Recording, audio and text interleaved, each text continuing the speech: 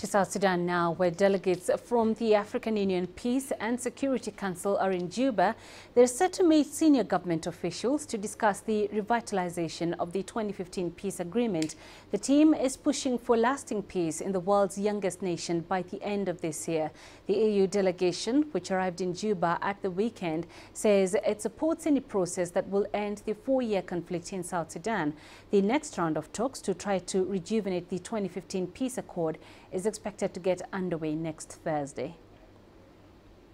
Let's get you more on that visit by the AU Peace and Security Council to Juba. John Gashie is a veteran journalist who has followed developments in South Sudan for many years. He joins me now in studio. So John, what does the AU Peace and Security Council hope to achieve in this mission? Thank you, Penina. My own take is that possibly the OU is trying to set the stage for the acceptance of expanding the peace process. Why do I say this?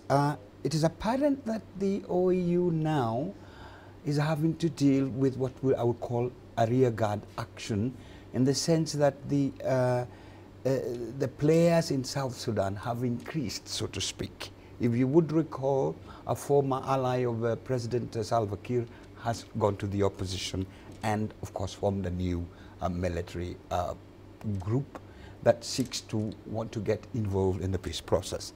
Now, it is also apparent that the key player, Riek Machar, is still cannot be ignored, as it were.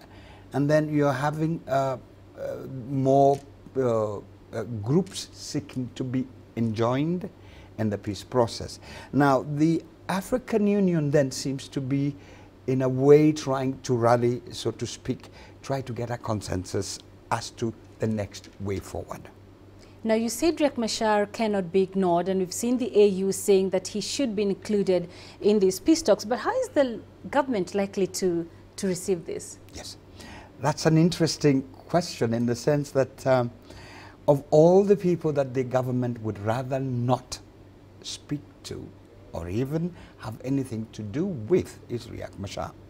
However, the position on the ground is that you cannot ignore Riek Machar, and the African Union, indeed IGAD, indeed the international community, have realized that perhaps they were, shall I say, misled, or perhaps failed to read the signs that Riek Machar, despite and in spite of his other issues around him, you cannot ignore him. For the peace process in South Sudan, whatever you think of him, you cannot ignore him. So he's a key player. Now, are they in retrospect trying to invite him back into the center stage? I get a feeling that it's about time that you brought Riek back now and see whether you can engage him more proactively.